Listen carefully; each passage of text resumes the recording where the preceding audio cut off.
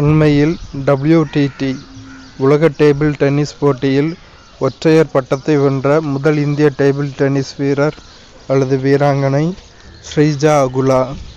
2024 வில்வித்தை உலகக்கோப்பையில் இந்தியாவுக்காக 2 வெண்கலப் பதக்கங்களை வென்றவர் தீரஜ் பொம்மதேவரா.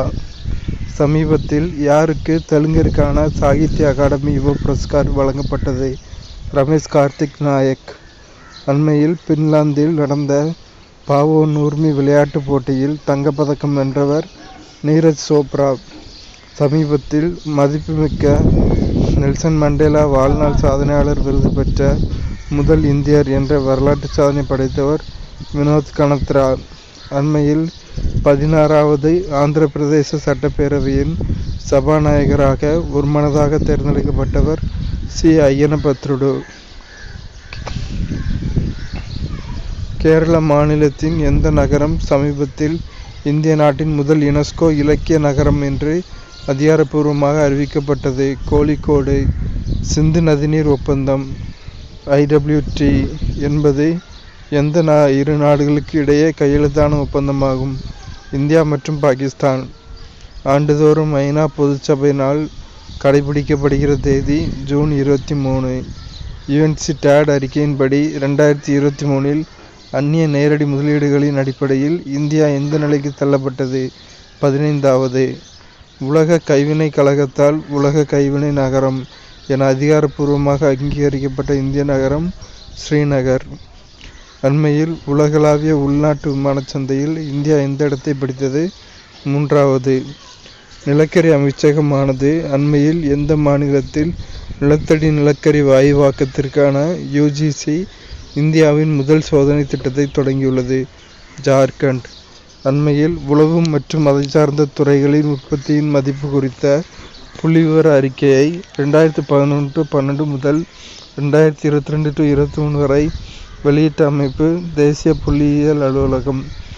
உத்தரப்பிரதேச மாநிலத்தில் நேரடி நெல் விதைப்பு முறையை DSR ஊக்குவிப்பதற்காக குறைந்த மீத்தேன் அரிசி திட்டத்தில் LMRP அண்மையில் இணைந்த நிறுவனம் கிசான் கிராஃப்ட் லிமிடெட்.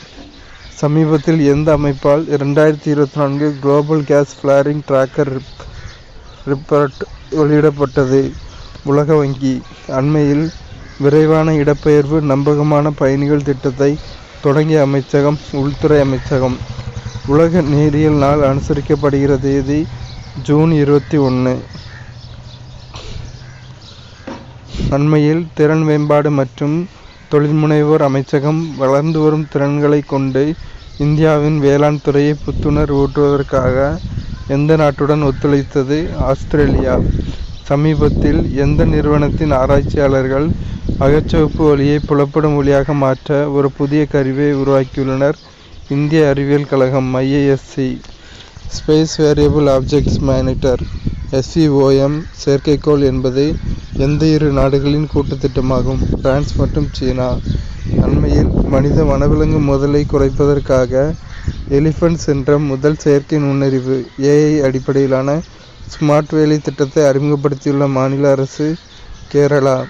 சமீபத்தில் எந்த நாட்டின் குடிமக்களுக்கு மருத்துவ விசா வசதியை அறிவித்தது? வங்காளதேசம். அண்மையில் 43வது உலக மருத்துவ மற்றும் சுகாதார விளையாட்டுகள் நடைபெற்ற இடம் பிரான்ஸ். 2024 பன்னாட்டு யோகா நாளுக்கான கருப்பொருள் yoga for self and society.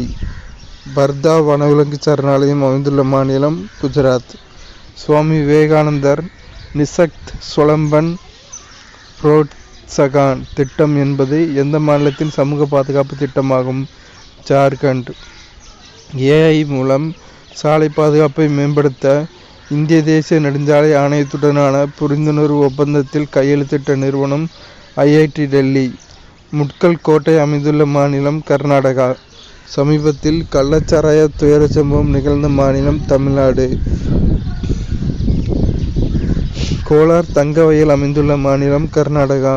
2024 உலக முதலீட்டு அறிக்கையை வெளியிட்ட அமைப்பு UNCTAD.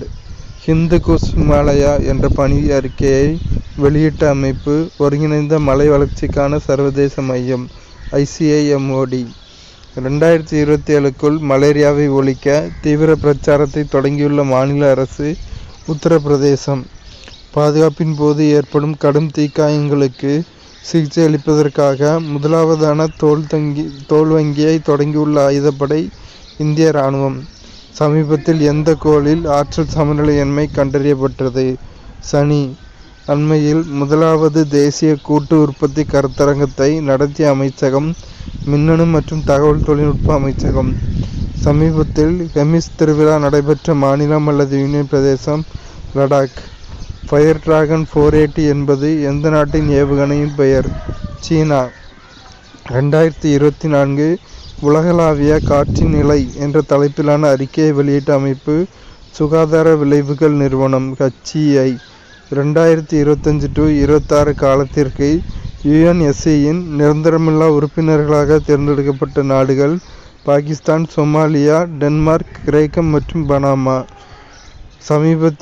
சமீபத்தில் நெகிழி கழிவு மேலாண்மை மற்றும் மறுசுழற்சி ஆலையை தொடங்கிய மாநில அரசு சிக்கிம்.